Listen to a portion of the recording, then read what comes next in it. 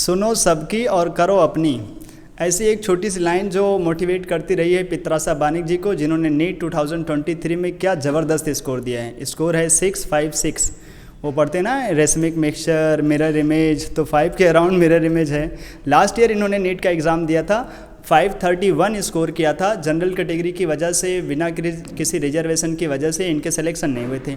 तो फिर से वही हताश निराश, लेकिन क्या होना निराश, फिर से अगली बार जो इन्होंने बात बोली वो फॉलो करते हुए कि सबकी बात सुनती गई, करती गई अपने दिल का, और जान लगाया 656 लेकर आई और रैंक 5452, 5452। क्या ज़बरदस्त रैंक भी है। फ्यूचर में तो कॉलेजेस इनको अच्छे से मिलने वाले हैं ही, इनका लाइफ तो सेटल होने वाला है ही। आप इनकी लाइफ से क्या सीख सकते हैं, इसीलिए आज के इस इंटरव्यू में इनसे पूछेंगे कुछ छोटे मोटे सवाल।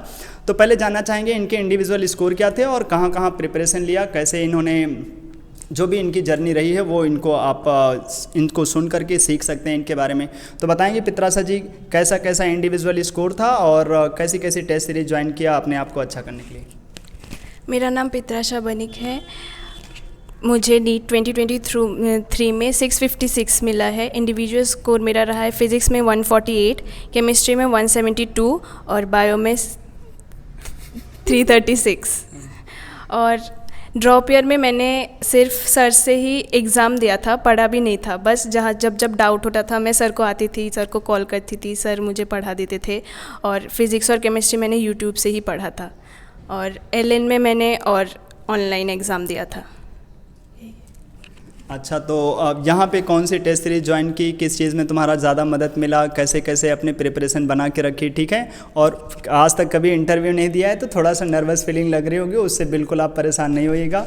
तो बताएंगे कि जो यहाँ की टेस्ट सीरीज़ थी और जो एक था नीट क्वेश्चन प्रैक्टिस सीरीज़, वो सब के क्वेश्चंस करके कैसा लगा। और नीट खास करके उन बच्चों के लिए जो एनटीएस ज्वाइन तो कर लेते हैं इतना सारा सुन के सबसे, लेकिन एक दो टेस्ट के बाद वो छोड़ना शुरू कर देते हैं, तो उनको आप क्या बताएंगे कि कितना सीरियसली उस टेस्ट पेपर को लेना चाहिए।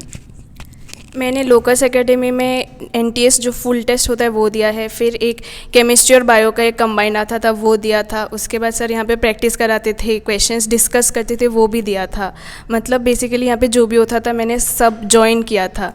फिर क्वेश्चन भी मतलब करती ही रहती थी मैं। और एग्ज़ाम एकदम मतलब मेरे ड्रॉप ईयर में मैंने बस एक एग्ज़ाम मिस किया था, वो भी मेरा हेल्थ इशू की वजह से, और कोई एग्ज़ाम मिस नहीं किया था। पिछले साल मेरी यही गलती थी कि मैंने कोई एग्ज़ाम नहीं दिया था, लेकिन इस साल मैंने बहुत एग्ज़ाम दिया है। एलएन में भी सर के यहाँ तो मतलब हर कोई टेस्ट सीरीज़ में मैंने एग्ज़ाम दिया है। और मेरे मार्क्स मॉक्स में 550 प्लस आते थे, कभी कभी 600 प्लस आता था। जब पार्ट टेस्ट होता था तब तो 650 प्लस भी आता था, तो तब ज़्यादा मोटिवेट हो जाती थी, ज़्यादा ऐसा होता है ना 7th क्लाउड में, तब वैसी थी। लेकिन फिर जैसे फुल टेस्ट स्टार्ट हुआ तो 550 प्लस आने लगे, तो थोड़ा डीमोटिवेट हो गई। लेकिन फिर खुद को संभाला, बोला कि नहीं, पिछले साल भी मैं जब टेस्ट देती थी तो मेरे कम आते थे लेकिन नीट में ज़्यादा आ गया। तो ऐसा मुझे लगता था कि मॉक्स का पेपर अगर अच्छे से हो जाए तो नीट हो ही जाता है। तो ऐसे ही फिर किया, बहुत ज़्यादा टेस्ट दिया। खुद को मोटिवेट रखना ही पड़ता है, कुछ भी करो। अब मैं ये कुछ नहीं बोल सकती कि वीडियो देखो, तुम खुद को ही बोलो, दूसरों की मत सुनो, अपने दिल की सुनो कि तुमने ड्रॉप अगर लिया है तो क्यों लिया है, और अगर फ्रेशर भी हो तो तुमने नीट ही क्यों चुना है, रीज़न तो होगा ही।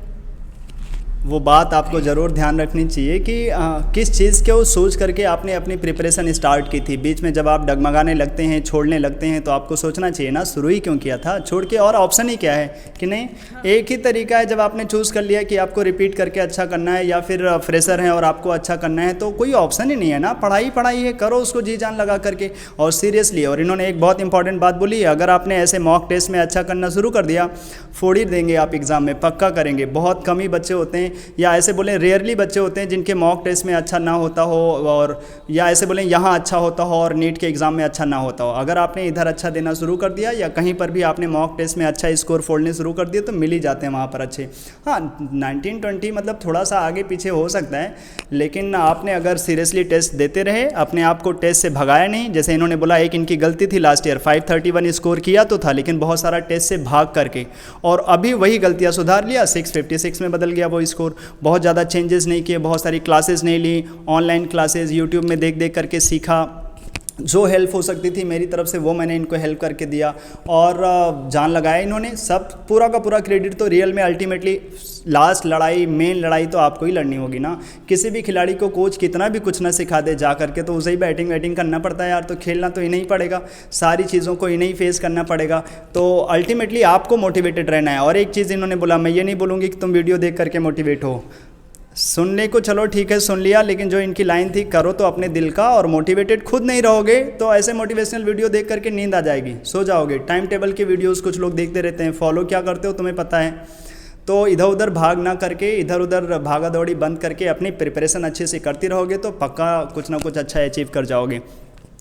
और अपने जूनियर्स को ऐसी क्या बात बोलनी चाहेंगी, और जो खास करके एनटीएस में बायोलॉजी हुआ करते थे, खास करके एक यहाँ पर जो लड़का है सौम्यजीत दे, जिन्होंने काफ़ी अच्छे से मेहनत किया है, बायोलॉजी के क्वेश्चंस बनाए हैं, आप उनके बारे में क्या बोलना चाहेंगे? बायोलॉजी के क्वेश्चन में तो पहले ऑनेस्टली मुझे लगता था ये कहाँ से उठा के दे दिया, इतना अंदर से ऐसा लगता था। घर में जाके बोलती थी कि क्यों इतना अंदर से दे दी, इतना नहीं आता। फिर धीरे धीरे समझ आया कि नहीं, अगर अंदर का ही आएगा तब अगर क्वेश्चन इजी भी आएगा तो मुझसे हो जाएगा। तो जो भी क्वेश्चंस नहीं आते थे या गलत होते थे, मैं जाके एनसीईआरटी में ढूंढती थी, क्योंकि एनसीईआरटी से ही सब बनता था। कोई इजी सा भी लाइन जो हमें लगता था कि नहीं वो नहीं है, लेकिन उससे भी क्वेश्चन बन जाते हैं। फिर जैसे कि इज़ या वॉज, मे बी, उसमें से भी बहुत ज़्यादा क्वेश्चन बन जाते थे और मेरे गलत भी होते थे एनटीएस में।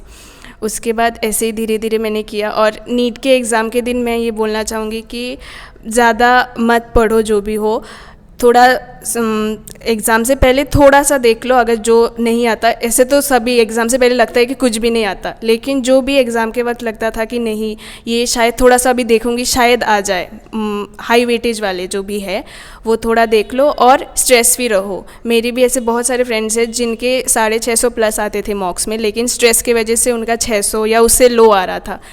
मैंने एकदम भी स्ट्रेस नहीं लिया था एग्ज़ाम के दिन। फ्रेशर जब थी तब भी मैंने स्ट्रेस नहीं लिया था। मैं एग्ज़ाम देते वक्त गाना गुनगुना रही थी, कुछ स्ट्रेस नहीं था, कुछ भी नहीं। ऐसा मतलब मुझे आता ही नहीं है, वो नेचुरली ऑनेस्टली है, मुझे नहीं होता स्ट्रेस। तो अगर तुम्हें भी होता है तो स्ट्रेस बंद कर दो, जो होना है होगा। अगर ये सोचो कि स्ट्रेस लोगे तो और भी ख़राब होगा, अच्छा कुछ नहीं होगा। तो अल्टीमेटली एक ही इन्होंने ब्रह्मास्त्र बताए हैं, पॉजिटिविटी बना के रखो, जो होना है वो तो हो ही जाएगा यार, तुम्हारे कंट्रोल में कुछ है नहीं। बहुत सारी चीज़ें बाहर चलती रहती हैं, अपने आप को अच्छे से पॉजिटिविटी बना के रखिए, जान लगा के रखिए, और प्रिपरेशन अच्छी रखेंगे, पढ़ते रहेंगे, डिस्ट्रैक्टेड नहीं होंगे, फेसबुक इंस्टाग्राम से दूरी बना के रखेंगे, क्योंकि ये सब वही डिस्ट्रैक्शन कुछ लोग होते हैं यार, उसके साथ भी कर लेते हैं। लेकिन तुम वो स्पेशल लोग तो हो नहीं कि तुम सारा कुछ अच्छा कर लोगे, कि नहीं। बहुत सारे लोगों के इंटरव्यू मैंने सुने कि वो यूट्यूब भी चलाते हैं और सिलेक्शन हो गया, लेकिन यार वो थे। तुम अपने आप को तो देखो, तुम तो ऐसे नहीं हो। तुम तो 2 मिनट मोबाइल चला के 10 मिनट चला लेते हो, फिर 10 मिनट क्या पूरी रात चला लेते हो, फिर पढ़ाई छोड़ देते हो। तो तुम्हें तो बच के रहना पड़ेगा, डिस्ट्रैक्शन से दूर रहना पड़ेगा, अपनी पढ़ाई को कंटिन्यू रखना पड़ेगा। और एक चीज़ जो बहुत सारे लोग मिस कर देते हैं, जो इन्होंने बना के रखी, टीचर से कनेक्शन, बातचीत करते रहते हैं तो काम बनता रहता है। ये एलएन में टेस्ट देती थी, लेकिन जो डाउट होता था ले आती थी। और वो काम अगर आप लोग भी करते रहें कि जहाँ पर भी प्रॉब्लम है पूछते रहें, कि नहीं, तो फ़ायदा होता है इससे। और कुछ लोग डाउट में फिर और भी कुछ पता चलता रहता है कि बस जो डाउट है वो नहीं, उससे आसपास जो भी जोन है वो भी पता चलता है। फिर पता चलता है यार मैं तो वो पढ़ रही थी, वो गलत कॉन्सेप्ट है। सर से मुझे ऐसा बहुत ही पता चला कि क्वेश्चन हो जाता था लेकिन कॉन्सेप्ट गलत था, फिर धीरे धीरे हो गया। और ये सब चीज़ें वो मैं अक्सर बोलता रहता हूँ यार कि सफ़र का मज़ा लो अपनी ज़िंदगी का, और अल्टीमेटली आप अच्छा करते रहेंगे हर दिन, तो हर दिन का स्ट्रगल आपको एक अच्छी जगह पे ज़रूर पहुँचा देगा, जैसा कि पित्रासा जी को पहुँचाया है। और अपने जूनियर्स के लिए कोई एक लाइन बोल दीजिए जिसको फॉलो करके वो अपनी प्रिपरेशन अच्छी कर सकते हैं। अगर कोई बंदा जो बहुत हताश निराश इस वीडियो को देख रहा हो, तुम्हें अपना आइडियल बनाना चाहे, तो ऐसी क्या चीज़ फॉलो करे कि उसका लाइफ जो है अच्छी हो जाए? वही सर कि कोई कुछ भी बोल रहा है ना, अपना कान बंद कर दो। कि जैसे कि कभी कभी होता है कि फैमिली में ही होता है कि मम्मी या पापा, वो क्योंकि उनका भी सही है, वो भी एक्सपेक्ट कर रहे थे, अभी वो नेचुरल होता है, लेकिन वो तुम उन्हें बोलो या अगर बोलने भी ज़रूरत नहीं है, तुम खुद से खुश हो कि नहीं वो तुम देखो। अगर तुम्हें लग रहा है कि नहीं तुम्हें 550 प्लस आ रहा है लेकिन फिर भी तुम खुश हो उससे, तो सही है। तो अल्टीमेटली यार अपने अपने रूल सबके होते हैं। इनको जिनको भी अपने फैमिली में या किसी से भी अगर इधर उधर की बातें सुनने को मिलती हैं वो सब कान से उड़ जाने दो, कुछ मैटर नहीं करता। आप अच्छा करेंगे सब अच्छा हो जाता है। कंपैरिजन भी हाँ, नहीं करना खुद और के खुद से भी किसी को, तुम तो खुद में अपने आप में स्पेशल हो, अपनी तैयारी अच्छे से कराते रहो, अपने को अपने आप से चैलेंज बनाते रहो कि मैंने इतना किया, थोड़ा और अच्छा करेंगे, थोड़ा और अच्छा करेंगे। क्विट नहीं करेंगे। क्विट कर दोगे तो फिर तो कोई चांस ही नहीं, लड़ाई में बने रहेंगे, लोगों को आराम से जीतने नहीं देंगे कि नहीं यही सब एटीट्यूड ही तो 656 ले आया। और यही चीज़ आप भी कर सकते हैं। कोई दुनिया में बहुत बड़े रेयर लोग आकर के ऐसा स्कोर नहीं करते, बस आप जान लगाते रहें, अच्छा ज़रूर कर जाएंगे। एक लास्ट क्वेश्चन मैं इनसे पूछ लेता हूँ, कोई ऐसा बंदा जो आपके लिए आइडियल रहा हो through out the 11-12 preparation time में, जैसा लगा हो कि यार जब ये लोग ऐसा कर सकते हैं तो हम भी ऐसे मेहनत कर सकते हैं? सर आइडियल नहीं बोलूँगी, लेकिन किसी एक इंसान को देख के जो लगता था कि वो मेरे लिए इतना कुछ कर रहा है, मैं कुछ नहीं कर रही हूँ, तो वो थे मेरे मम्मी और पापा। मम्मी तो साथ में थी, इसीलिए मम्मी का ज़्यादा देख पाई हूँ। तो मम्मी एकदम वो बीमार रहती है ज़्यादातर, लेकिन फिर भी वो मेरे साथ 2 साल 3 साल रही है। ड्रॉप ईयर के वक्त कुछ ज़्यादा ही उनका मन मतलब ख़राब हो जाता था, तो वो देख के फिर हो जाता था कि नहीं मैं करूँगी इस बार। चलिए, तो सबको छोड़ करके कम से कम अपने मम्मी पापा का ही हो लीजिए और जान लगाइए अपने सिलेक्शन में और ले जाइए अपना सिलेक्शन। इस वीडियो में इतना रखते हैं, अगले वीडियो में फिर से मिलेंगे और ऐसे ही किसी अच्छे बच्चे के साथ जो आपको थोड़ा सा मोटिवेट कर सके। इस वीडियो में इतना ही, तब तक के लिए बाय बाय, टाटा।